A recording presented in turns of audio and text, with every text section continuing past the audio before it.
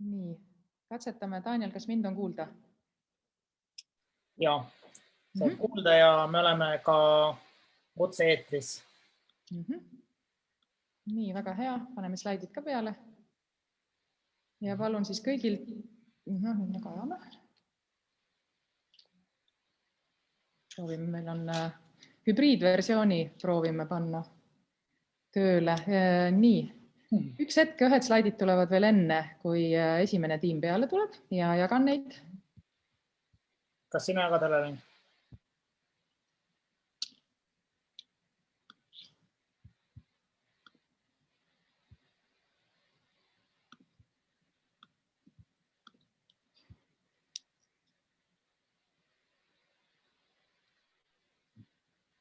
Nii. Vaatame kohe. Tere tulemast kõigile. Me katsetame kohe, kuidas me tööle saaksime oma hübriidi.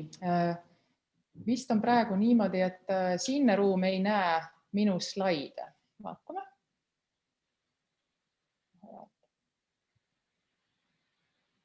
Kas...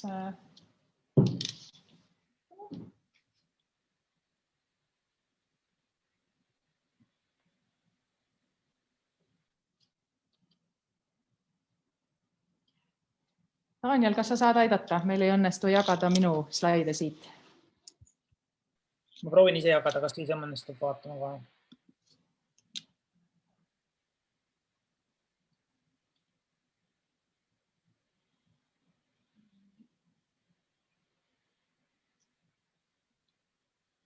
Kas nüüd on näha?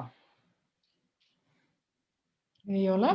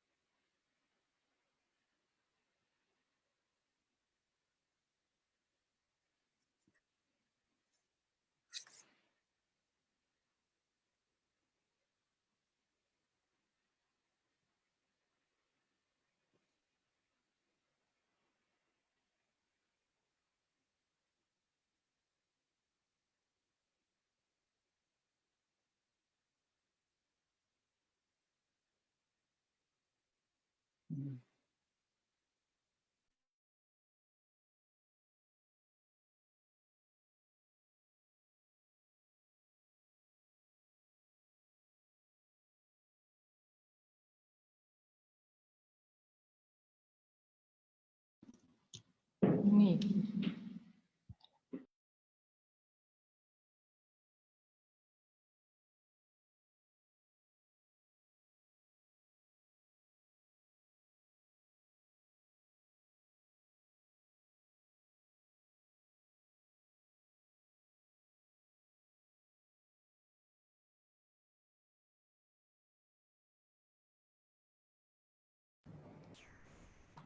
Kas nüüd on kosta? Jah.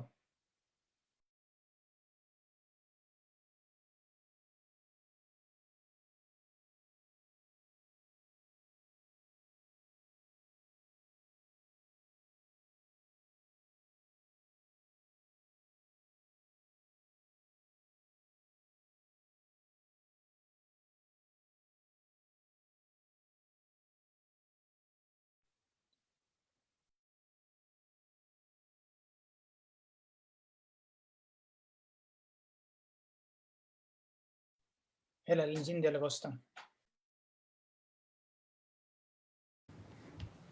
Kas mind on kosta? Nüüd on. Kas see varem ei olnud kosta, mis ma rääkisin? Ei olnud kosta, jah. Okei, alustan otsast peale. Tere tulemast kõiki kuulama, mida 10 tiimi Innosprindil tegid. Ja meie ülekanne tuleb Stenbocki majast, kantslerite kohtumiselt. Ja kõik 10 tiimi teevad täna oma hästi lühikese ettekande. Ja need ettekanded on sprinti stiilis, nii nagu see sprint ise oli, nii et igal tiimil on ainult 3 minutit ettekandeks. Hästi lühidalt, mis toimus? Design sprint kui selline on seda tüüpi formaat, kus 5 päevaga püütakse jõuda hästi kiirelt disainmõtlemise meetodeid kasutades probleemi süvitsi mõistmisest kuni selliste esimeste lahenduste testimiseni. Selliseid design sprinti formaate on maailmas erinevaid, ja väga paljud neist kestavad 5 päeva järjest, esmaspäevast reedeni. Me otsustasime seda veidi kohandada ja tegime ka selle 5 päevase, kuid me hajutasime selle 2 nädala jooksul 2 nädala peale ära. Ja peale esimest päeva, kui me olime kogunenud ja probleemi hakkinud, siis toimusid kasutajaintervjuud, siis me tulime kokku uuesti 3 päevaks, kus toimus lahenduste genereerimine ja ka esmane prototüüpimine. Vahele jäi paar päeva selleks, et esmaseid kasutajateste teha. Ja siis me tulime veel 5. päevaks kokku, et tagasiside põhjal seda lahendust edasi arendada. See oli esimene kord, kui me sprinti katsetasime ja kui me selle välja kuulutasime, siis 10 tiimi andis end üles. Ja sel korral me otsustasime mitte teha sellist eelvalikut ega piirata osalemise võimalusi, nii et need kõik 10 tiimi, kes Daniel 10 tiimi slaid, kes end üles andsid, ka 10 tiimi osalesid ja kõik 10 tiimiga tegelikult jõudsid lõpusirgele. Et arvestades, et meil oli hästi lühikese etteteatamisega see kogu üritus, siis tegelikult väga tore saavutus. Osales 75 inimest 10 tiimis ja 22 erinevast organisatsioonist. Mida me tegime ja mis selliseid huvitavaid kogemusi me saime? See sprint oli täisvirtuaalne, nii et see toimis Zoomis, paralleelsetes töötubades ja kõik toimus sellisel virtuaalsel valgel seinal ehk Miro kanvasel, kuhu me lõime igaks päevaks siis Innotiimiga sellised hästi konkreetsed tööülesanded, hästi sellise kindla ajaraamistikuga ja kõigil olid oma töölehed loodud, et ta oli natuke nagu selline lauamäng, et oleme siin ja teekond ja nooled näitasid, kuhu sa edasi pead liikuma. Et selles mõttes oli meile ka huvitav kogemus, et me saime kogu aeg ise paralleelselt jälgida, et kuidas 10 tiimil läheb, kus nad toimetavad ja kuidas neil läheb. Ja see, et nad tegid seda digitaalselt, tähendab ka seda, et kogu see nende töö on täna digitaalselt olemas ja nii-öelda järelkasutatav. Ja võib-olla veel hästi lühidalt, et milleks selline design sprint sobib, et selline formaat. Avalikus sektoris me ise näeme kasu seda sellises olukorras, kus on kiire, riskid on suured, kus mingi hange on kas pikalt kuidagi vinduma jäänud, sellel ei ole piisavalt konkreetsust või ei ole nagu päris kindel selles lähteülesandes. Et selline sprint võimaldab mingit esmaste ideede testimist teha või ka sellist lähteülesande täpsustamist, mõnikord ka sellise nagu algse prototüübi juba testimist, mis saab olla selle hanke lähteülesandeks. Ta võimaldab kohe minna kasutajate juurde ja saada mingi sellise esmase valideerimise sellele, et kas kasutajad üldse võiksid sellist lahendust hinnata. Ja kas see neile meeldiks, sobiks, milliseid suuremaid vigu nad seal näevad. Sellise sprint on hea, kui see eeldab mitme organisatsiooni koostööd, ehk et ta võimaldab 5 päevaks kokku tuua ja hästi nagu sellise struktureeritult mingit probleemi koos hakkida ja 5 päeva jooksul jõuda ka üsna sellisele üksmeelsele seisukohale selle osas, et mida me peaksime selle teemaga edasi tegema. Ja pigem ütleme, ta on selline, sellest ei sünni kindlasti valmis lahendused, mida saaks järgmisel nädalal kasutama hakata, aga ta lükkab mingid protsessid käima ja loob nagu rohkem sellist ühtset arusaama selleks, et kuidas mingi teemaga edasi minna. Et mis võib-olla meie enda kõige sellised olulisemad õpitunnid siit olid see, et Virtuaalselt on võimalik esmalt täisvirtuaalselt selliseid asju korraldada. Mida mitmekülgsem tiim, seda sellisema avarama vaate nad võtsid ja see võib-olla on mingi asi, mida ka tulevikus silmas pidada ja mõnel tiimil olid ka kasutajad kohe pardal, kes andsid hästi väärtuslikku tagasisidet. Sprint on hästi lühike ja see skoop võiks olla konkreetne, ehk et kuidas inimesi rohkem kaasata ühiskondlikel teemadel on liiga lai. Et seda tüüpi teemad peaks tõmbama sprindi jaoks koomale. Aga põhimõtteliselt võib öelda, et meil on jälle avalikus sektoris 75 inimest, kes on läbinud sellise kiirteenuse disaini kursuse, teinud ise kasutajaintervjuusid, mitmed neist ka proovinud ise prototüüpimist. Ja õppetunnina võib olla veel see, et me kaasasime ka väliskonsultante, et need on head sellise kõrvalpilgu toojad. Meil oli Heidi Reinson, kes on käitumispsühholoogia sellise nügimise ja müksamise poole pealt konsulteeris tiime ja Mariel Mets, kes prototüüpe kohe aitas joonistada. Et kuna päris mitmed asutused on meie poole pöördunud ja küsinud, et millal järgmine sprint tuleb, et nad sel korral ei jõudnud reageerida, et siis huvi näib olevat ja me praegu arvame, et augusti lõpp võiks olla täitsa järgmine sellise innosprindi aeg. Nii, aga nüüd annaks üle tiimidele.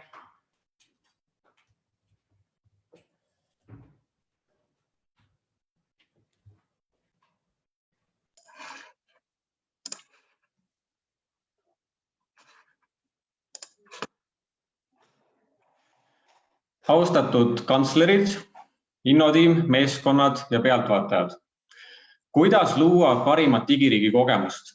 Selle üle mõtisklesid MKM, PPA, EMTA, RIA ja Maanteeamet. Mina olen Sander Aasna. Me ise arvame, et digiriik on väga kasutajakeskne, lihtne ja mugav. Paraku kasutajavaatest on avalikud teenused killustunud, erineva loogikaga ja ebamugavad. Terviklikku head kasutajakogemust ei ole. Miks see nii on? Juurpõhjus seisneb selles, et meil puudub kokkulepe, milline on kasutajakeskne digiriigi teenus. Samuti puudub meil ühtne lähenemine digiriigi teenuste disainimisele. Keskendutakse kohe lahendustele, mitte juurprobleemi tuvastamisele. Iga klikk peab olema põhjendatud. Kasutaja ei pea jooksma ja otsima. Nii räägivad avaliku sektori teenusejuhid, kellega vestlesime. Kokkuvõtlikult saime aru, et teenuse disaini ja kasutajakesksust peetakse väga oluliseks, kuid sellest saadakse väga erinevalt aru. Teadmised ja oskused on ebaühtlased ning praktikad ja lähenemised on väga erinevad. Teenusejuhid ootavad ja vajavad keskset lähenemist ning tugivõrgustikku. Soovitakse näha kindlaid põhimõtteid, kuidas kasutajakeskseid digiriigi teenuseid disainida, milliseid tööriistu selleks kasutada ning eksperte, kellelt nõu ja abi saada. Meie lahendus on 3-tasandiline mudel. Standard, 10 põhimõtet, milline on hea e-teenus ja kuidas neid arendada. Tööriistakast, mis selgitab teenuse arendamise ja ülalhoidmise elutsüklit Eesti digiriigi teenuste standardsüsteemist lähtuvalt. Ning mentorite võrgustik, kes aitab seda mudelit juurutada läbi tiheda koostöö.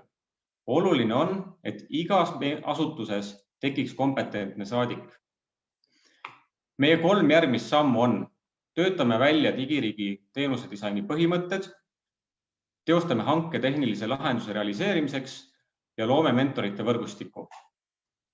Meie meeskond tänab tähelepanu eest ning rõhutame veel kord. Selleks, et luua parimat digiriigi kogemust, on vaja luua ühtne lähenemine ja mentorite võrgustik. Aitäh!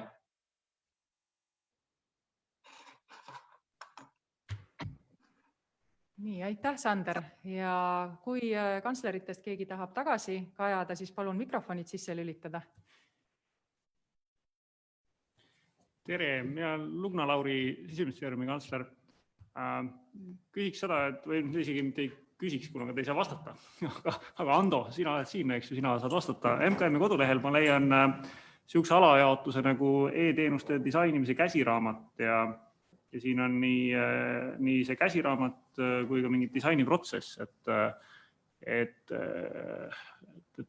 lihtsalt enda jaoks küsimus, et kas see on oma aja ära elanud, see on umbes 5 aastat tagasi tehtud, 5-6 aastat tagasi, et kui see on nii, siis arusaadavalt see, mida tehakse, on väga vajalik. Aga endal niisugune küsimus korraks nagu tegelikult vähe nagu torkas.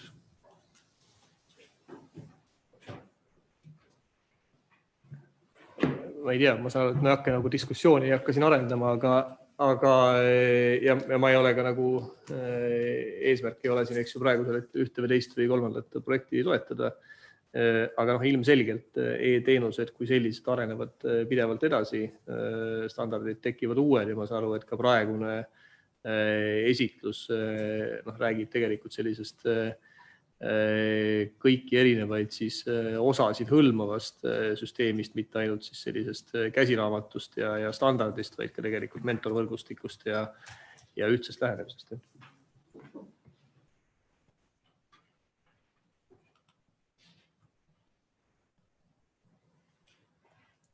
Ma olen suge selles mõttes päri, et minu arust seda on väga-väga vaja, et ega ju kliendil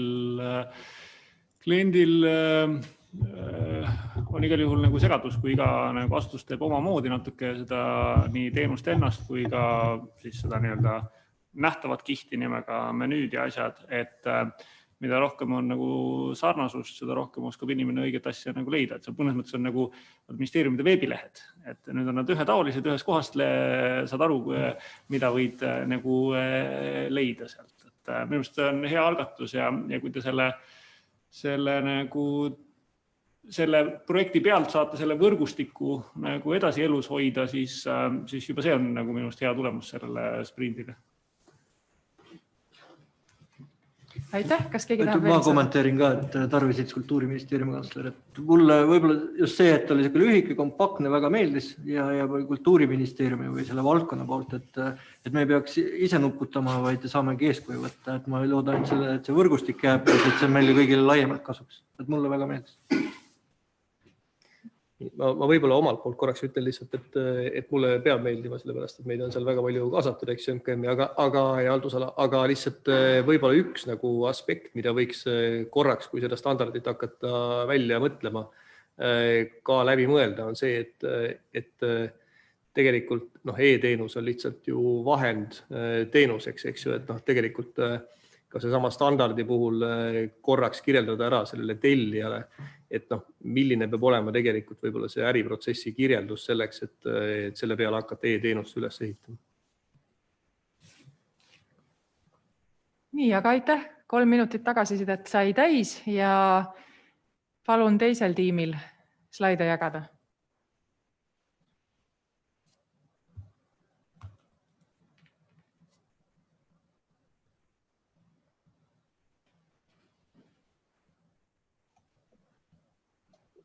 Kas mu slaidid on ilusti näha? Slaidid on näha ja sind on kuulda. Väga hea. Tervitan teid Hiiumaalt ning Haridus- ja Noorteameti Rajaleidjast. Rajaleidja meeskonna ülesanne on abivajavale lapsele koostada haridussoovitust ehk otsust, mida kool või lasteaed siis vastavalt ka rakendab. Meie probleem sai alguse sellest, et hakkasime märkama, et meie spetsialistid on õnnetud ja ülekoormatud. Siis kuulutati välja Innosprint, mille välitööde käigus selgus probleemi tuum. Ehk siis see sama meie õnnetu otsus, mida me aastas anname välja umbes 4000. Otsust koostavad sisuspetsialistid, keda ei ole õpetatud koostama haldusakti, mis on muutnud meie otsused väga pikaks, kantseliitlikuks, kaunis lauseid täis dokumendiks. Tervikliku haldusakti saab lapsevanem ning kool saab ainult ühe osa otsusest, mida kuvatakse EHIS-est ja kohalik omavalitsus saab ainult linnukese süsteemi. Lisaks ei toeta meie kliendihaldussüsteemi praegune lahendusotsuse koostamist. Innosprindi käigus leidsime lahenduse, kuidas otsuse mahtu vähendada, kuidas spetsialiste suunata teisiti mõtlema, kuidas koolile kogu info nähtavaks teha. Ja valminud on ka esialgne prototüüp meie kliendihaldussüsteemist, mis spetsialisti lihtsalt ja mugavalt suunab otsuse koostamisel, mille tulemusena kaob ära dokumentide refereerimine ning ainult vajalik ja oluline saab ka ilusti kirja. Ning lapsevanem ja kool näevad ühest infot, mis on selge ja arusaadav. Prototüübi testimisel saime tagasisidet, et oleme leidnud päris hea lahenduse. Edasi muudame kliendihaldussüsteemi vastavalt kohendatud prototüübile, mida siis spetsialistid saavad testida, kaasates nii lapsevanemaid kui ka koole. Innosprindi tiim moodustati Harno parimatest ekspertidest, kes viivad asjaga ellu ja loodame, et alates veebruarist 2021 on meie spetsialistid ja kõik teised osapooled väga õnnelikud. Aitäh! Aitäh, Kati!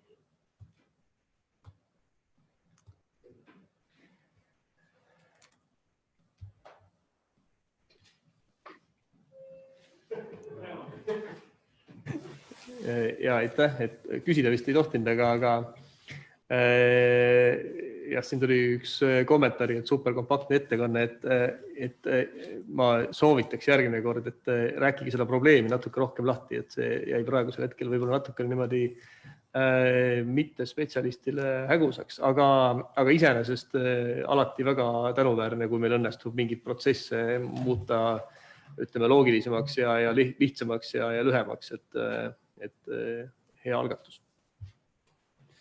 Ma Lugna Lauri Siseministeeriumist, et ma ühinen Ando sõnadega, et ma ei tabanud seda probleemi olemust hästi, et see sõna 4000 oli see suur, et see tuhanded oli see probleem. Mul tundus, et midagi me teeme midagi hästi palju ja hästi mahukalt.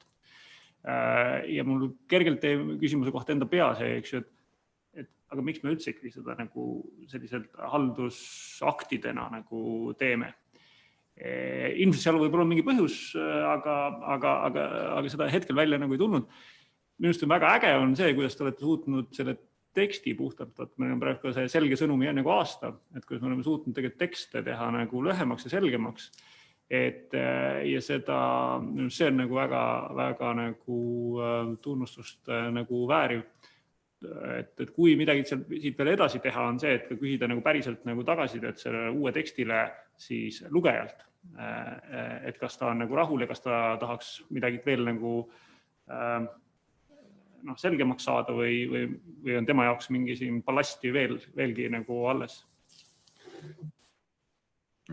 Et Pärtel annab Haridus- ja Teadusministeerium, et selles mõttes väga lahe, et loomulikult bürokraatiat ja protsesse tuleb tõhusamaks saada ja asju kliendile arusaadamaks.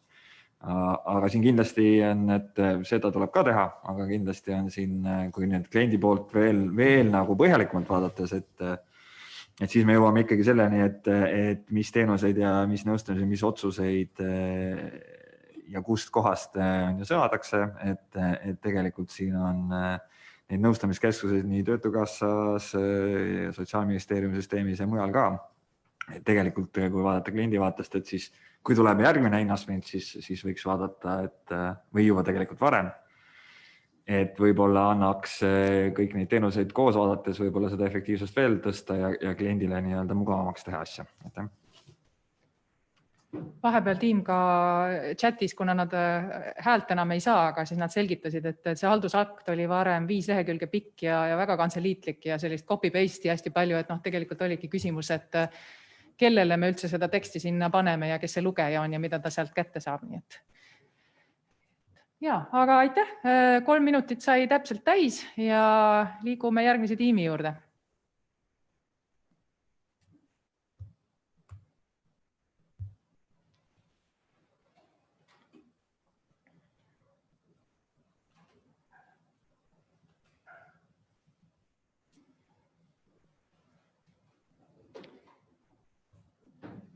Nii. Karin, olete tulemas? Ja olen, aga üks hetk, väike tehniline viperus käib ikka minuga kaasas. Et olen Karin Kaimer ja Maksu- ja Tolliametist kohe jagan teiega siis enda projekti, millega me tulime siis Innosprindile. Nii, nüüd vist peaks olema kõik korras. Ja, nüüd on hästi. Väga hea. Nii, siis EMTA kogemus FIE-de maksu- ja raamatupidamisarvestuse kontrollimisel on näidanud meile, et FIE-de jaoks on seadusest tulenev raamatupidamisarvestuse pidamine arusaamatu ja keeruline. Tihti põhjustab probleeme sotsiaalmaksu avansilise makse kujunemine ja selle arvutamine ning puudub ülevaade FIE kohustustest. Raamatupidamisarvestust koostatakse enamasti korra aastas, Aasta jooksul kogutakse arveid ja tšekke ümbrikutesse, kilekottidesse, kingakarpidesse ja sahtlitesse. Tihti nähtuvad FIE koludokumentide hulgas ka nii-öelda naabrimehe tšekid ning seda selleks, et vähendada tasumisele kuuluva tulumaksu maksmise kohustust. FIE-de maksuarvestuse kontrollimine on EMTA jaoks väga ressursi- ja ajamahukas. EMTA ja Rahandusministeerium tulid Innosprindile leidma vastust küsimusele, kuidas muuta FIE-de raamatupidamisarvestus lihtsamaks ja mugavamaks ning nende maksuarvestus kontrollitavaks. Jõudsime sprindi tulemusena rakenduseni, kus kõik FIE ettevõtlusega seonduv on ühes kohas ehk siis FIE pesas. Seal saab ta jooksvalt lisada tulukulu arveid, neid üles pildistada ja andmebaasi salvestada. Saab jooksvalt ülevaateid oma maksukohustustest, nende arvutuskäikudest, tähtaegadest, deklaratsioonidest. Saab esitada ja vastu võtta e-arveid. Esitatud andmete pinnalt annab EMTA hinnangu FIE maksukäitumise kohta ning eeltäidab deklaratsioonid nii, et isikul on vajalik deklaratsioon vajavaid kinnitada. Tahame FIE-dele pakkuda mugavusteenust, mille eesmärgiks on muuta FIE-de raamatupidamine ja aruandlus võimalikult lihtsaks ning rakendus pakub neile hüvesid, mille tõttu on nad huvitatud seda kasutama jooksvalt. EMTA jaoks muutuks aga FIE-de kontrollimine lihtsamaks. Rakendus võimaldab rohkem FIE-dega seonduvaid riske hinnata ning eeldatavalt väheneb ka võõraste tšekkide kasutamine kuludokumentide hulgas ning seeläbi suureneb maksulaekumine. Testimise raames saime kinnitust, et testimises osalenud FIE-d kasutaksid seda ning see muudaks nende ettevõtlusega tegutsemist lihtsamaks. Sprindi raames saime indu juurde ja plaanime antud rakenduse sihtrühma ka laiendada niinimetatud ühe mehe osaühingutele kui ka MTÜ-dele, luues siis nii-öelda iga mehe taskuettevõtte.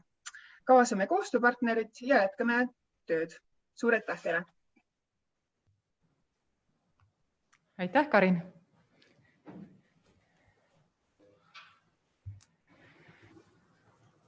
Indrek Attoga Riigikantselei, et vahel ei jõua ära imestada, kuidas mingisugused, justkui nagu väga loomulik asi peaks kuskil olemas juba olema ja me kõik mõtleme, et see on olemas ja siis selgub, et seda ei olegi olemas. Et mis meie elu nagu lihtsamaks võiks teha, et see on nagu üks esimene mõte ja teine on see, et see FIE kui selline, ma ei tea, 10 aastat tagasi oli tegelikult juttu sellest, et kas meil päriselt seda on vaja olukorras, kus osaühingu asutamine on lihtsaks odavaks tehtud ja võiks veel võib-olla teha veel lihtsamaks ja veel odavamaks ja nii edasi. Et võib-olla edaspidi mõelda ka sellele, et võib-olla seda füüsilist isikust ettevõtjat kui sellist, kas rebrändida või üldse nagu kaotada siit vabariigist. Lugna-Lauri Siseministeerium, mulle tundus samamoodi nagu hästi kuidagi asine asi ja ma jäin nende peast nagu mõtlema, et kuidas seda nagu juurutada, et kui üks probleemidest on see, et naabrimehe nagu tšekid satuvad tihti nagu sinna pilti, et siis ega äpis satuvad nad sama hästi sinna pilti kui sellesse ümbrikusse. Et see ilmselt vajaks nagu natuke kuidagi nagu edasi nagu timmimist. Aga teine asi, mis mul oli just tekkis mõte, et kuidas inimesed panna seda äppi kasutama. Et kui jätkuvalt on võimalus nagu esitada neid deklaratsioone kuidagi teistmoodi, et sinna peaks mingi stiimul juurde tulema, et selle äpi puhul, et kas siis see maksutagastus tuleb näiteks 6 kuud varem nende isikute puhul, kes kasutavad äppi, et kuidagi nagu stimuleerida ja tõugata neid seda nagu veebi või äpi rakendust nagu rohkem kasutama. Aitäh! Ando Leppimann, MKM,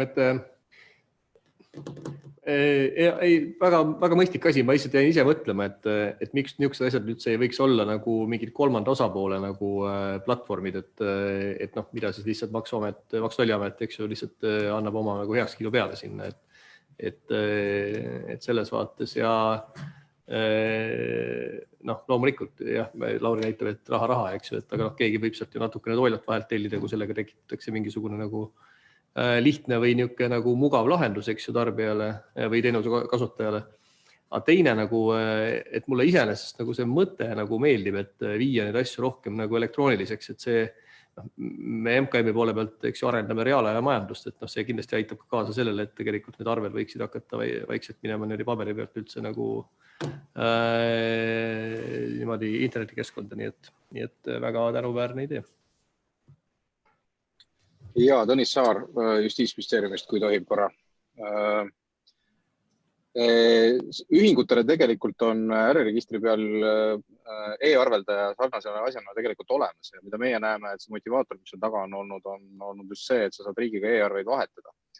Ja ma nõustun ka Andoga, et väga paljudel juhtudel ei pea see riik olema, kes selliseid teenuseid püsti hoiab ja see võiks olla teine või kolmas osapool. Eks me püüame äriregistri peal nüüd koosolekute platvormi pakkuda välja nii, et ka eraettevõtted tuleb riigi andmete peal neid arendama, aga vaatama, kuhu me jõuame. Aga väärt algatus igal juhul.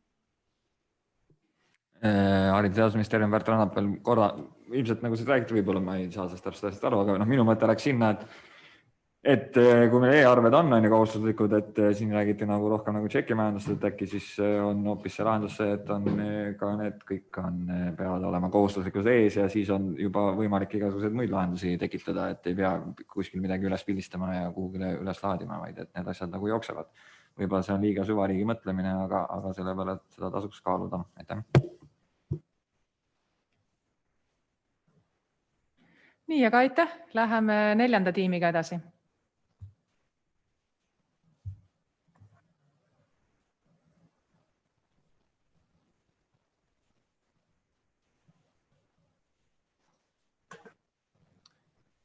Ja Evelin, näeme su slaide. Tere, mina olen Evelin Ruuse Maksu- ja Tolliametist. Meie probleemiks on eraisikutest kaupade müüjad ja teenusepakkujad, kes tegutsevad sotsiaalmeediakanalites. Maksu- ja Tolliameti jaoks on mure loomulikult saamata jäänud maksutulu, kuid tegelikkuses on probleem oluliselt suurem, hõlmates erinevaid tahke, näiteks toote ja teenuse kvaliteet, päritolu, tehingu tingimustest kinnipidamine ja erinevad pettused. Üheks põhjuseks, miks eraisikutest müüjad ei deklareeri tulu, on see, et nad ei tunne ennast kui ettevõtjat ära. Teisalt on eraisikute vaheline e-kaubandus nii tihedalt seotud isikute rahakottidega, et nad ei soovi oma käitumist muuta. Nende kasuks räägib ka interneti kättesaadavus ja anonüümsus. Innosprindil kaalusime erinevaid ideid, kuidas probleemile läheneda ning jõudsime arusaamale, et suures osas ei tea nii ostjad kui müüjad tehingutes eraisikutega oma õigusi ja kohustusi. Me viisime läbi intervjuud ja hiljem küsitluse ning saadud tagasiside kinnitas meie veendumust. Ostjate jaoks on kõige tähtsam soodne hind ning tehingut tehes nad muule ei mõtle ja eraisikutest müüjad ei saa aru, et nemad tegelevadki ettevõtlusega. Kindlasti on ka kogu info ettevõtluse kohta praegu leitav, kuid samas ilmselt ei ole see isikute jaoks piisavalt atraktiivne ning ei köida nende tähelepanu. Infot erinevate teemade kohta peab otsima ka erinevatest kohtadest, mistõttu nad tihtipeale loobuvad. Sprindil jõudsime järeldusele, et lahendusena võiks toimida internetikeskkond, mis on ühtlasi õpetlik, kuid samas ka mingil määral mänguline, et see köidaks tähelepanu. Ideena võiks avalikes internetikeskkondades olla pilkupüüdva välimuse ja sõnastusega bannerlink, millele klikkides hakkaks isik erinevatele e-kaubandust puudutavatele küsimustele vastama ning samas on tal võimalus avaneda infokaste, kus on kogu teema kokku koondatud. Meie eesmärk oleks küsimustele klikites isikus tekitada ära tundmine, et tema ongi ettevõtja, kes e-kaubandusega tegeleb ja tal on teatavad kohustused. Seeläbi soovime ettevõtlusega tegeleva eraisiku suunata arusaamale ja edasisele tegevusele, et ta valiks endale sobiva ettevõtlusvormi. Loodav keskkond koondaks kokku erinevad teemad ettevõtluse vormidest, nende loomisest, plussidest ja miinustest, isiku kohustustest, teise tehingupoole ja maksuametiga ning ka tarbija õigustest. Ja seeläbi loome isikule keskkonna, mis aitaks tõsta tema teadlikkust ning me suunaksime tema käitumist. Aitäh! Aitäh, Evelin.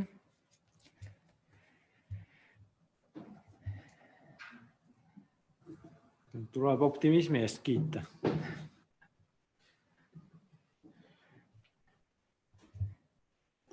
Ja kuulasime nagu mõtlema, et kas seal on nagu kahte nagu kategooriat nagu neid müüjaid, et ühed, kes üritavad müüa oma nagu garaažist nagu asju ära, et lihtsalt nagu saaks nagu, et ja igal juhul nad müüvad nagu kordades seda odavamalt, kui nad ostsid seda, eks ju.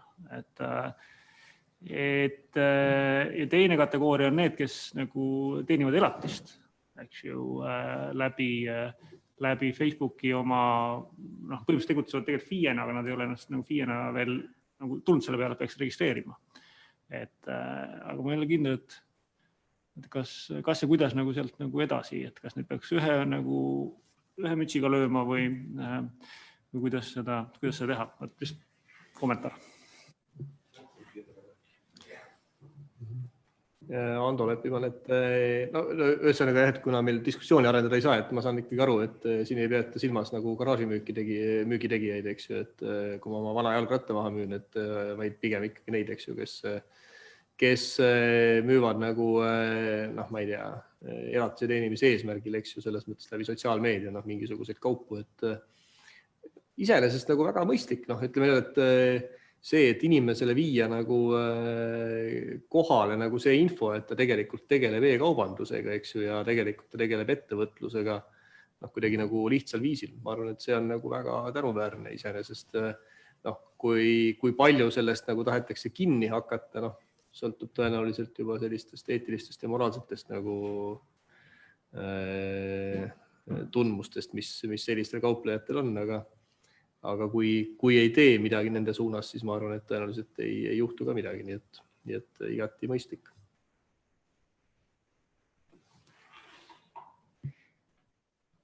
Nii, Helelin kommenteerib ka võib-olla, kuna ma seda projekti natuke aitasin, et me siin nädalavahetusel panime mitmetesse ostugruppidesse, proovisime panna sellise küsimustiku, et vaadata, kuidas sellele reageeritakse. Osad grupid ei lubanud seda panna, ma arvan, et see on ka indikatsioon millegi kohta. Ja seal on need inimesed, kes reageerisid nendele, olid need inimesed, kes müüsid oma kasutatud asju ja nad väljendasid selles tagasisides, et ma klikkisin seda sellepärast, et mul oli ebaselge, kui ma müün oma asju edasi, oma kasutatud asju, kas ma siis pean deklareerima. Ja seda küsimustikku ei täitnud mitte ükski inimene, kes tunnistas, et ta müüb uusi asju. Ehk et ma arvan, et seal taustal teadmine sellest ja üks tagasiside, vabandust, oli veel, oli tagasiside lehel sai vastata, et kas ma sain sellest küsimustikuks enda jaoks midagi uut ja kommentaari reale oli üks inimene lisanud, et ma sain järsku aru, et Maksuamet võib ju selle vastu huvi tunda. Ehk et mõnes mõttes sellise nagu peene nügimisena ilmselt need küsimustikud seal toimivad, et see on, olles neid kasutajaintervjuusid kõrvalt kuulnud, et seal on päris huvitavad allalad ja siin on päris huvitavad ettevõtlusvormid, kus inimesed elavadki kodudes kastide otsas. Aga siis on ka inimesi, kes otsustavad endale tellida mõne asja ja mõtlevad, et aga ma tellin seda asja 2 veel ja müün maha. Ja nad ei näe ennast, need inimesed ei näe ennast ilmselgelt ettevõtjatena, et see kontingent ja see seltskond on päris huvitav. Kas keegi tahab veel tagasisidet anda? Aga aitäh, Evelin. Läheme edasi 5. tiimiga.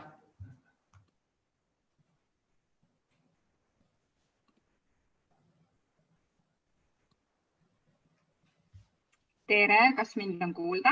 Ja, sind on kuulda. Kas sa näitad ka midagi? Ja, näitan. Ma loodan, et nüüd kas on näha? Veel mitte. Nii. Endiselt mitte? Endiselt veel mitte. Nii, nüüd. Vaatame. Nüüd on. Ja. Nii, üks hetk. Nii, näete? Näeme. Suurepärane. Tere ka minu poolt. Minu nimi on Kristiina Valk ja igapäevaselt siis töötan Haridus- ja Noorteametis. Head kuulajad, ma usun, et me kõik teame vähemalt ühte aktiivset noort, aga samas me teame ka seda, et aktiivseid noori on vaid murdosa. Ülejäänud ehk siis mitteosalevate noorte arvamus ja sisend on meie riigile justkui varjatud ja nähtamatu varandus, mis võiks olla justkui nagu võtmeks koosloomeliste ja eelkõige just jätkusuutlike otsuste tegemisel. Probleem on kahepoolne. Noortel on valmisolek ja soov olla kaasatud, kuid täna nad seda kaasatust ei taju. Samal ajal on meil ühiskonnana soov ja vajadus langetada otsuseid, mis on tehtud kõiki sihtgruppe kaasates. Innus Sprint andis väga hea tõuke käsitleda igavikulisena tunduvat probleemistikku uues võtmes ning välja töötada ja testida koos sihtgrupiga potentsiaalseid lahendusi. Me uurisime, mis on olemasolevatest lahendustest puudu just nende noorte jaoks, kes täna otsustusprotsessides ei osale ning enda arvamust ei avalda. Seega katsetasime, milline peaks olema sild sisendi vajajate, näiteks riik või kohalik omavalitsus või huvikool või noortekeskus ning noorte vahel, mis päriselt töötada võiks.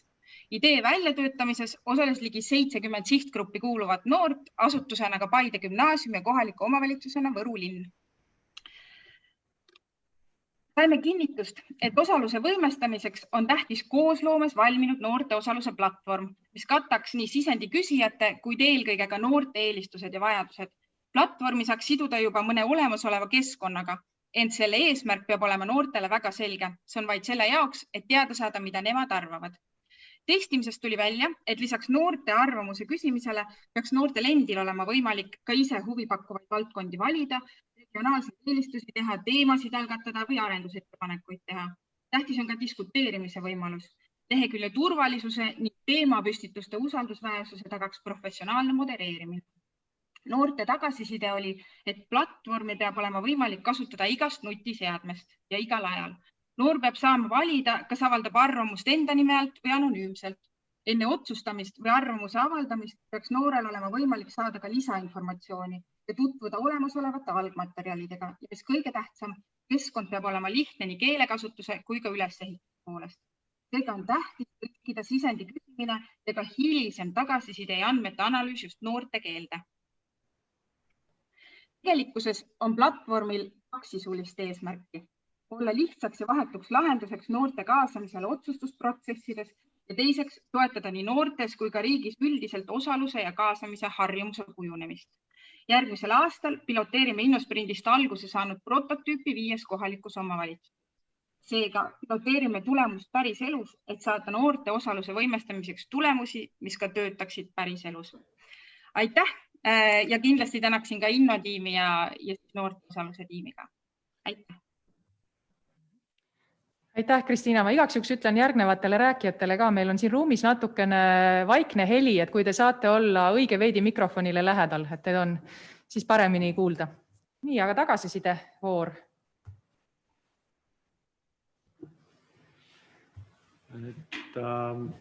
Käis läbi see, et soovivad tagasisidet või oma ettepanekuid teha telefoni abil. Ma loodan siis, et vastloodud riigi koosloome keskkond, mida siin Justiitsministeerium ja Riigikantselei on vedanud, et tagab sellise funktsionaalsuse aga noortele. Absoluutselt.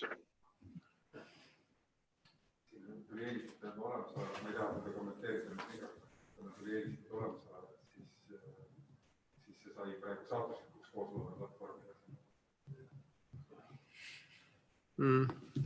Ando Leppiman, et kuna mul kodus mitte üks või 2 noort on niisuguses vanuses, kellele ma küll täpselt ei tea, et kui noori või vanu noorid ja siin oled silmas pidanud, aga kui me räägime sellistest kooliealistest noortest, et siis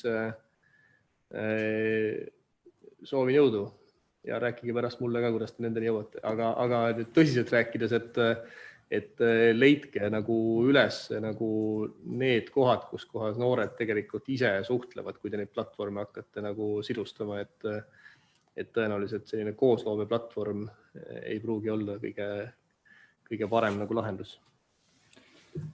Ja Lauri Lugna, Siseministeerium, Andoga nagu kuidagi päri, et üks järjekordne veebileht, ma ei ole lõpuni kindel või isegi heal juhul, parimal juhul nagu äpp, et kas see nagu muudab miskit, oli mul nagu enda süge, kui ma kuulasin seda nagu lugu. Küll aga mul endal nagu meenus see, et 10-15 aastat tagasi oli väitlusseltsid olid nagu hästi palju nagu levisid nagu koolides. Ja see nagu ärgitas just seda nagu kriitilise mõtlemise ja kaasarääkimise nagu oskust, ükskõik mis teemad ühiskonnas nagu olid. Ja kui ma olen siin viimasel aastal vaadanud enda laste jaoks ka mingit väitlusseltsi, siis ma olen nagu üllatuseks tuvastanud, et need on tegelikult välja nagu surnud, et on küll, aga väga vähestes koolides. Et kui meil on ikkagi Eestis on 500 kooli, siis meil ei ole täna 500 nagu väitlusklubi, et meil on maksimaalselt siin 25 tükki neid. Aga ma ei tahagi öelda sellega, et see, mis 500 aastat tagasi võis töötada, et see nüüd jätkuvalt töötab, et aga lihtsalt kuidagi selline seos mul endal tekkis sellega.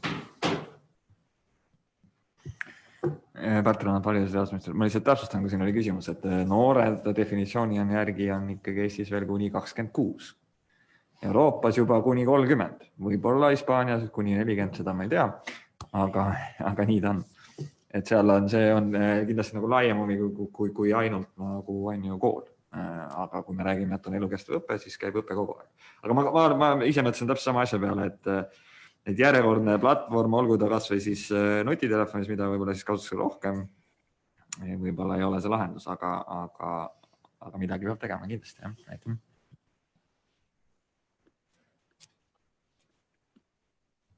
Nii, 3 minutit on täis saanud, nii et liigume edasi. Kas Tõnis tahab midagi öelda? Nii. Ka Riigikantselei tiim on järgmine.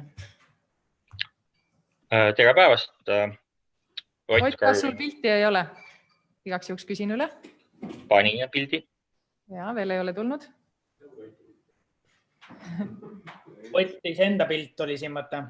Ja Ott, sinu ekraan oli jagatud, aga sinu enda siis kaamera ei olnud sees. Ja nüüd on pilt sees. Palun uuesti jagada slaide. Tundub, et 2 asja korraga ei saa. Ma eelistan slaide. Saab küll, kõik on hästi. Ole hea. Aga tere päevast siis Ott Karulin Riigikantselei strateegiabüroost ja jätkame natuke samal teemal, mis eelmine grupp, et meie nimetasime oma sprindidistantsi hellitavalt üleskutsega anneta Eestile aega ja selle lähtepakuks või stardipakuks on Eesti 2035 ehk siis riigi pikaajaline arengustrateegia, mille elluviimise protsess näeb ette ka iga-aastast nii partnerite kui ka siis inimeste kaasamist. Ja need lähtepunktid ongi, see küsimus meie jaoks oli, kuidas kaasata nii-öelda kaasumatut, ehk siis, et inimest, kes ei tule üldist üleskutsete peale, kes ei peagi ennast poliitiliselt aktiivseks, sest ta arvab, et väljenduks ainult erakonda kuulumisest, kuid on samas see inimene just, kes igal pool oma tutvusringkonnas teemasid veab ja kes tahab väga selgelt tunda, et just tema arvamust tahetaks kuulda võtta ja arvestada. Ja me lähtusime eeldusest, et Eesti 2035 strateegiapäev, mis on maikuus planeeritud, saab olema selline koosloome meetodite katselava ja et järgmisel aastal siis on mõte just fokusseerida nendele nii-öelda omaette aktiivsetele. Jõudsime 3-astmelisele protsessini ja et isiklik suhtumine, isiklik pöördumine, iga asekantsler vastavalt omaette aktiivse profiilile otsib enda tutvusringkonnast inimese, kellele teeb ettepaneku korraldada arutelu. Ta paneb ise lauda 1 teema, 2 teemat valima asekantsleritega ühiselt. Seejärel toimuvad arutelu juhtide eestvedamisel arutelud, mis tähendab seda, et see tuttav, kes sai ettepaneku, kutsub oma tuttavad kokku 5-8 inimest. Meilt on nii sisuline, metoodiline kui olmeline tugi ja nende arutelu tulemusel, kui kõik asekantslerid tulevad kaasa, on neid natuke üle 40, tehakse kokkuvõtted, need tulevad meile keskpõrandale kokku. Ja nende põhjal me saame välja sõeluda 5-7 küsimust, kus on selge valikukoht. Ja maikuus siis võtame asekantslerid ja need 43 või palju neid on, need arutelujuhte 1 päevaks kokku, kasutades kaaluva demokraatia meetodeid, käime need küsimused läbi ja püüame jõuda siis selle konkreetse kogu ettepanekuteni, mis siis esitatakse ka Vabariigi Valitsusele, ka siis komisjonide kaudu või otsevalitsusele kaalumiseks. Taustaks, et see on nüüd üks osa planeeritavast, et Eesti 2035 protsess näeb ka ette, et veebruarikuus toimub partnerorganisatsioonidega selline arutelupäev ja lisaks nendele asekantslerite ettepanekutel toimunud aruteludele on plaanis teha üldine üleskutse, et tõepoolest igaüks, kes vähegi tahaks, saaks selle arutelu korraldada. Tähelepanu eest. Aitäh, Ott. Tahaks kohe kommenteerida, et väga põnev teistmoodi lähenemine, siin vahepeal olid kogu aeg erinevad platvormid, aga mul mingil hetkel oli pähe, et see formaat on olemas, see on arvamusfestival, kui te asekantslerit kasutate, et oma tuttava kutsub. Et see ringkond võib väga sarnaseks ikkagi jääda, kes seda osaleb, et pakun välja, et näiteks korteriühistute esimehed või esinaised on väga aktiivne seltskond, et kui need suudaks laua äärde tuua, oleks päris põnev.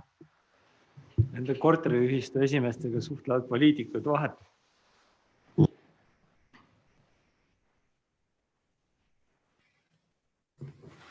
Minu jaoks minu jaoks jääb natuke imelik, et asekantsleri tuttav, et selles mõttes, et see nagu kinnistab seda võib-olla mingit arusaama võib-olla mingites ühiskonnagruppides, et kes ei tee ei poliitikul ega ametnikul on ju vahet ja kes arvab, et ainult neid tuttavaid kuulatakse ja muud tehakse, et natukene selline vibe jääb, aga muidu ju kihvt mõte ideeliselt.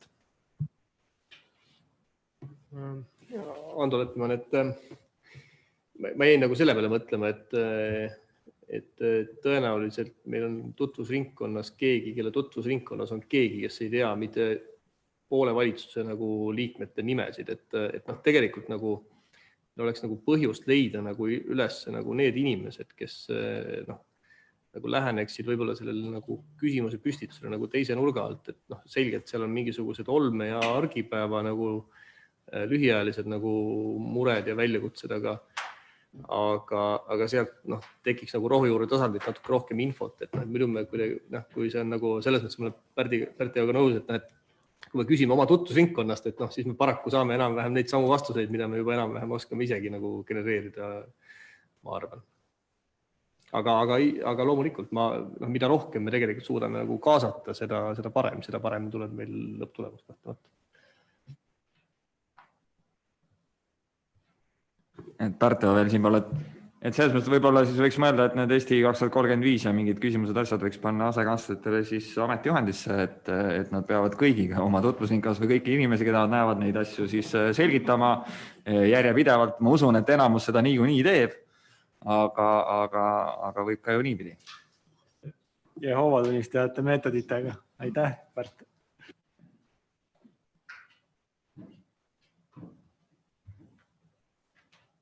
Nii, hetkel rohkem tagasisidet ei tule. Jah, et siin võib-olla, mis nendest Oti kasutaja intervjuudest veel välja tuli, oli selline kasutajagrupp, keda nad nimetasid omaette aktiivsed, ehk et inimesed, kes on tegelikult väga hästi kursis ühiskonnas toimuvaga ja arutlevad erinevates gruppides ja nii edasi, aga nad ei näe ennast täna kuidagi või ei leia seda väljundit ühiskonda panustada. Et eks siin on selles mõttes loomulikult ka keda valida ja keda võimestada, et ma arvan, et asekantslerid on päris võimekad ka näpu peale panema, kes on see inimene, kes huvitava uue nurga tooks arutellu. Nii, aga järgmine tiim on number 7. Tere, kas meid on kuulda? Ja Ott, palun lõpeta ekraani jagamine.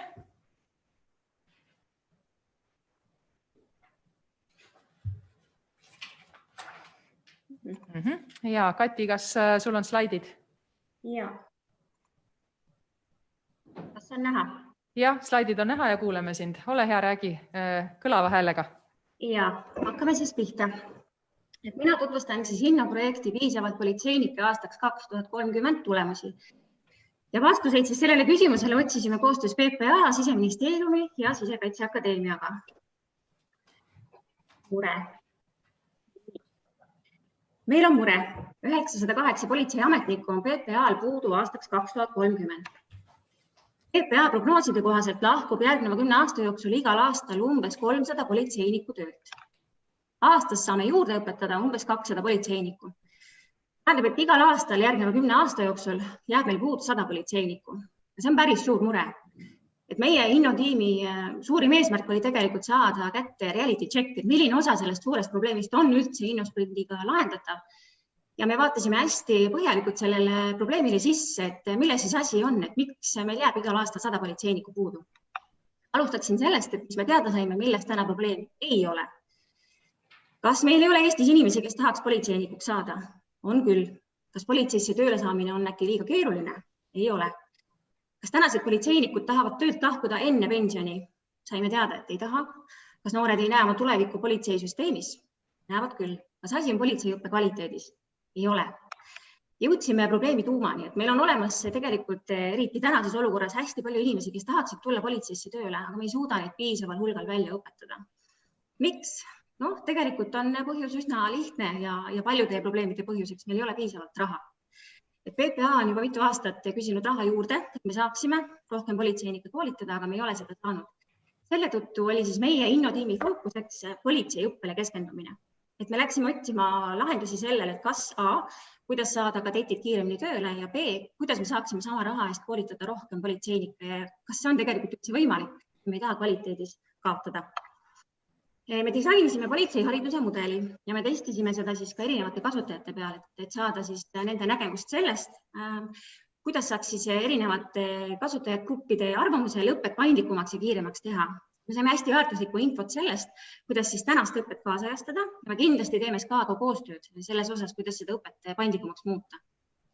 Kogu selle innoprojekti protsessi käigus me analüüsisime põhimõtteliselt kõiki võimalusi olemasoleva politsei haridusmudeli uuendamiseks. Kuniks me siis taipasime, et tegelikult kui me räägime politseiõppe muutmisest ja kaasajastamisest, siis me tegeleme peenhäälestamisega. Sest et see probleem 908 politseinikku, see on liiga suur, et seda lahendada sellega, et me muudame politsei haridusmudelit. Meie reality check oli see, et õppe muutmine kahjuks ei aita leevendada politseinike puudust. Jah, me saaksime sama raha eest rohkem politseinikke, aga reality check on see, et me peame leppima ka sellega, et me anname politsei kvaliteedis järele ja me peame saatma tänavale vähema ettevalmistusega politseinikud. Viimases hädas vaatasime, et no palju see siis maksab, et paneme siis asjad prioriteeti ja saime teada, et politsei haridus maksab pool Lasnamäe pargi raha. Et natuke selgitan, siis on mul aeg läbi. Et näiteks Tallinna linna eelarves on täna ette nähtud 6 miljonit eurot Eesti suurima pargi rajamiseks. Kui me pool sellest Lasnamäe pargist suunaksime igal aastal politseiharidusse, ehk et muudaksime politseihariduse prioriteetsemaks üldse kogu Eesti vaates, võiksime me siis jõuda olukorda, kus meil on 900 puudujääva politseiniku asemel hoopiski 10 aasta pärast 908 kõrgharidusega politseinikku rohkem. Aga kui seda ei juhtu, siis peame järgmises innotiimis hakkama otsima lahendusi küsimusele, kes hakkavad tegema puudujäävate politseinike tööd. Mõtleme kastist välja. Aitäh! Haridus- ja Teadusministeerium Pärt Rannap, et siit ju kasvab päris hea RES-i taotlus välja, et kui tööd natuke edasi teha ja korra valitsus näidata, et siis võib-olla see 6 miljonit ka tuleb. Aga ma ei tea, jah, et 10 aasta jooksul, et ilmselt nagu maailm võib-olla muutub ka, et võib-olla alati me arvame, et muutub võib-olla kiiremini, aga kui kõik näiteks sõidukid on autonoomsed, võib-olla siis polegi näiteks nii palju liikluspolitseid vaja ja saab teiste ülesannetega tegeleda, aga see on lihtsalt selline uitmõte. Aga RES-i taotluseks ju on materjal olemas. Et Ando siin kinnitada, et Eesti sõidukite keskmine vanus ei ole mitte 10 aastat või 12 aastat. Ehk siis Eesti teedel sõidavad pooled sõidukid on veel vanemad kui 12. Ehk siis Eesti teedel nagu automaatsed sõidukid ei ole enne 30 aastat. Et aga nagu massiliselt. Et seetõttu me oleme natukene selle probleemi otsas. Ja minu arust on hea, et see metoodiliselt läbi käidi kogu see ahel. Üks asi, kus me oleme ka mõelnud, on võtta rohkem sisse neid inimesi, kes on juba kõrghariduse saanud ja tal on sellised elu üldoskused on olemas, kuid seal me jääme hätta sellega, et selle palga peale ei taha need inimesed juba tulla, sest neil on reeglina juba pered, lapsed ja siis nad ei tihka sihukese töö peale liikuda. Seal oleks see loogika, et me saame selle politseilised oskused anda väiksema aja jooksul juurde, aga huvitav kiire sprindivaade. Aitäh!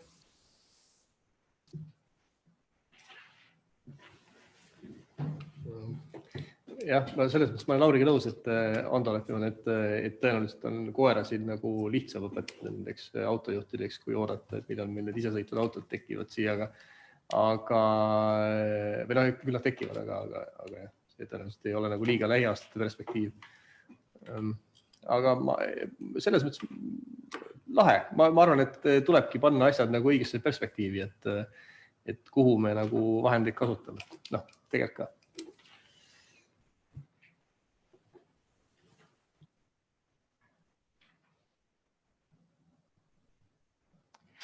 Aitäh! Lähme edasi tiimiga number 8.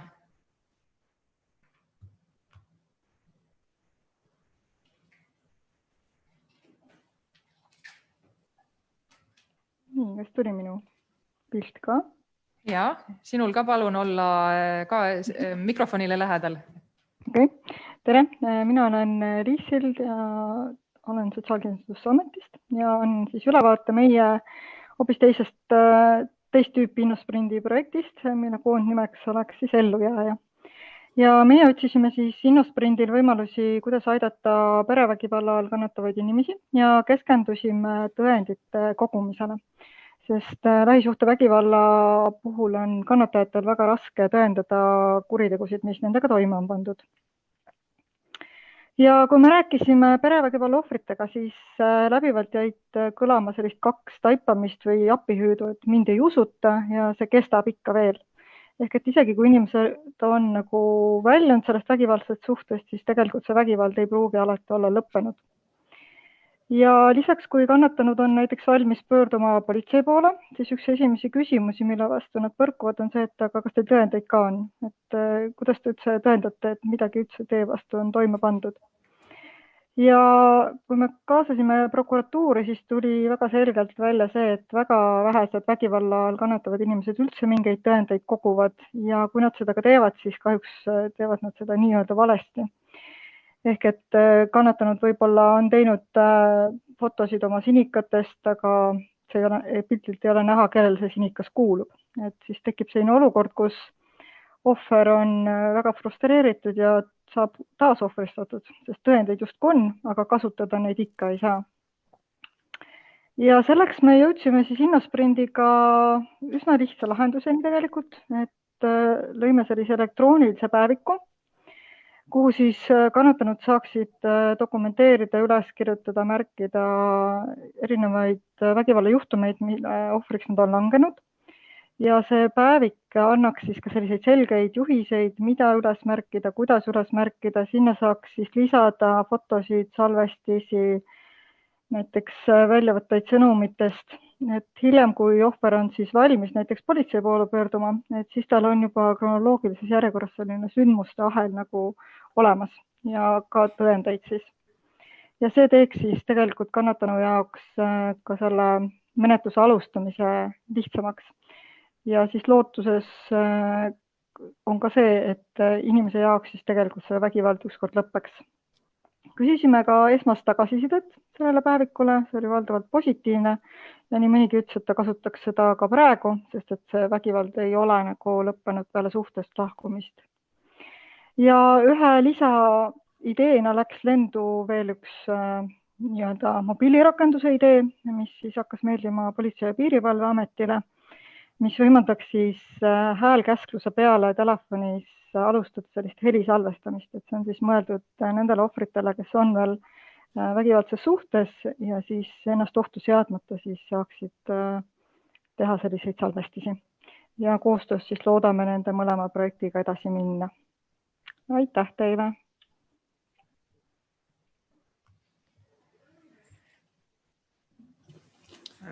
Lugna-Lauri Siseministeerium, minu meelest väga ägedad 2 taipamist. Ja kui te juba saite ka nagu tagasisidet võimalikelt kasutajatelt, et see oleks miski, mis neid võiks aidata, siis sellel ma näen küll mõlemal lahendusel nagu perspektiivi.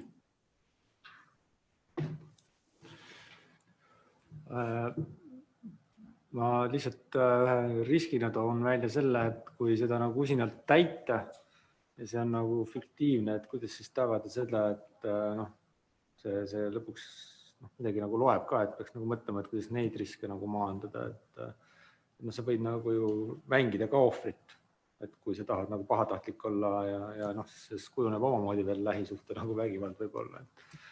Et võib-olla need riskid ka läbi mõelda, et see on suhteliselt siuke tundlik teema igatepidi.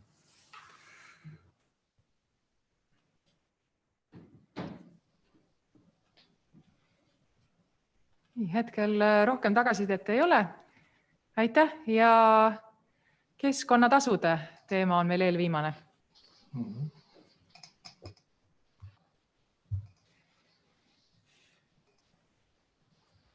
Tervist! Olen siis keskkonnatasude hinnatiimi juht Ahto. Sprindi käigus kaardistasime meie teenuse 2 peamist tüüpkasutajat koos nende murede ja vajadustega. Esimene tüüpkasutaja oli suurettevõtte keskkonnaspetsialist ja teine oli keskmise suurusega põllumajandusettevõtte juhataja, nimetame teda Toivoks, kes tegeleb oma ettevõttes põhimõtteliselt kõigega, alates põllutöödest kuni aruandluse täitmisega. Me keskendusime Sprindi käigus just Toivole. Selgus meil intervjuudest, et Toivol on raskusi aru saada, miks on vaja keskkonnatasu maksta, kuidas laekunud keskkonnatasu kasutatakse. Tema teadmised keskkonnatasudest on kasinad ja pealegi on tal ajapuudus. Püstitasime hüpoteesi, et Toivo parem informeeritus vähendab tema vastumeelsust keskkonnatasu deklareerimisel ja asusime tiimis otsima tema probleemidele sobivaid lahendusi. Et Toivo tegemisi keskkonnatasude valdkonnas hõlpsamaks muuta, töötasime tema jaoks välja töölaua täienduse praeguses keskkonnaotsuste infosüsteemis. See on vaade infosüsteemi sisse logimise järgselt ja sealt peaks Toivo kõik vajalikku enda jaoks kiirelt üles leidma. Prototüübi testimisel saime kasutajatelt positiivset tagasisidet. Kiideti head visuaali, ajajoone olemasolu ja teksti selgust infomullides. 3 peamist uut lahendust töölaua avavaates on siis esiteks ajatelg, mis aitab pilguga hoomata eelseisvaid kohustusi ja nende tähtaegu. Teiseks selgitab infokohustuste sisu ja nende täitmise kohta ja kolmandaks keskkonnatasu kohta teabe jagamine ja kliendi tänamine. Sprindilt saime selgema teadmise meie erinevate klientide erinevatest vajadustest, millest nii mõndagi tahame edaspidi lahendama asuda. Meie välja mõeldud prototüüp põhineb juba olemasoleval infosüsteemil ja selle rakendamine vajab peamiselt head tahet ja veidi raha arenduseks. Usume, et parem informeeritus tõstab maksutahet ja muudab suhtumist kohustustesse, mis omakorda parandab esitatud andmete kvaliteeti. Keskkonnatasu Innosprindi meeskonnas genereerisid ideid Keskkonnaamet, Keskkonnainspektsioon ja Keskkonnaministeerium. Aitäh teile! Aitäh! Väga hästi aega.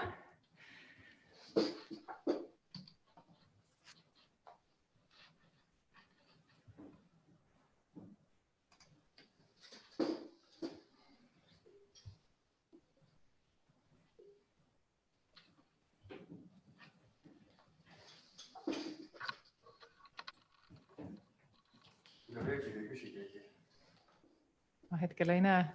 Ei, ma võin ka küsida, jah, et kas Keskkonnaministeeriumi poole pealt keegi on hetkel kuuldel? Ja Meelis on täitsa kuuldel. Ja, väga tore, need 2 projekti, see ja järgmine, et hea meelega kindlasti kuulaks sinu tagasisidet. Tegemist on absoluutselt sellise klassikalise probleemiga, kus ju ütleme niimoodi, et esiteks need, kes makse maksavad või tasusid tasuvad, nad on hästi erinevad ja eriti veel keskkonnavaldkonnas, kus nii-öelda tuleks nagu rohkem kasutada selliseid nügimisvõtteid, et neile see sõnum kohale viia, et mida see tasumine või maksmine vajalik on või ütleme, või mis see annab nii-öelda siis lisandväärtust ühiskonnale. Ma arvan, et sellise keskmise tasuja, ütleme maksumaksja, kes ei ole just selline suur ettevõte, kellel selline koormus keskkonnale on selline, mis on võib-olla mõistetav, et ühiskond seda niisama ei jäta, aga just sellise keskmise või väiksema suurusega ettevõtte, siis tema puhul tasuks kindlasti näidata seda, mida see tasu, mille ta maksab, millise jälje ta jätab riigile ja mida sellest head saab teha. Nii et ma arvan, et just selline nügimise pool seal lõpus, mulle see väga meeldis, et mida head on selle tasu eest ära tehtud. Ma arvan, et see oli väga selline nutikas lähenemine asjale. sellepärast et ega keeruline on nii-öelda ettevõtjale selgeks teha, miks ta peab või miks on selline tasu maksmine oluline, eriti just sellise ettevõtte puhul, kelle võib-olla selline keskkonnakoormust on kõrvalt raske vaadata ja alati saab näidata näpuga suurettevõtetele, kelle mõju on oluliselt suurem. Aitäh, aga lähmegi edasi viimase 10. tiimi juurde. Tere.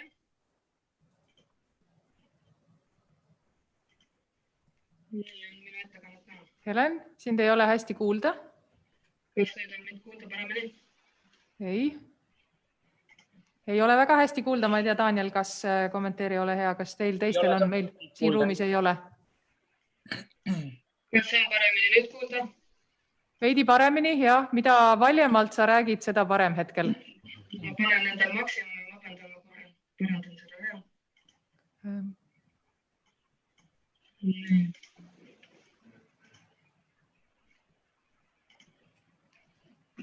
Kas sa saad mikrofoni võimalikult suu lähedale palun panna? Jah. Tere, mina olen Helen Keskkonnaametist ja esindan Innosprindi tiimi, kes siis käsitles teemat keskkonnakasutuse aastaaruandlus. Nagu nimigi ütleb, siis keskkonnaloo omajad keskkonda kasutavad, aga selle kohta kogutud andmed ei jõua tihti meieni kas siis kvaliteetselt, tähtaegselt või väga halvemal juhul ei jõua nad meieni üldsegi. Oma tiimiga lähenesime probleemile siis keskkonnaloo omaja vaatenurgast ja üritasime siis mõista, kuhu see koer maetud on. Läbi intervjuud ja testkirjade keskkonnaloo omajatega saime aru, et aruandluse kohustusest tuleks rääkida juba loa taotlemise hetkel. Ja leidsime, et siis selleks parim viis oleks, et see sõnum kohale jõuaks, et meie infosüsteemis Kotkas oleks ajatelg, kus ta siis näeks reaalselt ja visuaalselt oma lähenevaid kohustusi. Üks probleem, mis selgus läbi intervjuude, oli see, et selle aruandluse kohta käiv teave ei jõua tihti nendeni, kes siis reaalselt aruannet täidavad. Ja see oli just suurte ettevõtete probleem. Leidsime, et selle vastu aitaks, kui meie sama infosüsteem Kotkas küsiks aeg-ajalt kontaktandmete uuendamist ja küsiks ka eraldi kontaktandmeid selle aruandluse siis koostaja kohta. Lisaks saime teada, et muuta tuleks ka meiepoolsed infokirjade sisu, mis räägivad aastaaruandlusest. Siin on ka näidiskirjad, mida me koostasime ja tuleks ka suurendada infokirjade arvu. Praegu on see 2 ning leiame, et neid peaks olema rohkem. Suheldes kliendiga saime ka aru, et koolitusi oleks vaja ja enne aastaaruandlusperioodi. Kuna loa omajaid tuleb iga aasta juurde ja ka aruande koostajad muutuvad, siis oleks teid vaja teha iga-aastaselt. Peale aruandeperioodi peaks aga olema ka kahepoolne tagasiside klient meile ja meie kliendile. Klient saaks siis anda tagasiside, kuidas tal läks, mis oli raske ja arusaamatu ja selle infoga saaksime siis meie järgmiseks aastaks parendusi teha.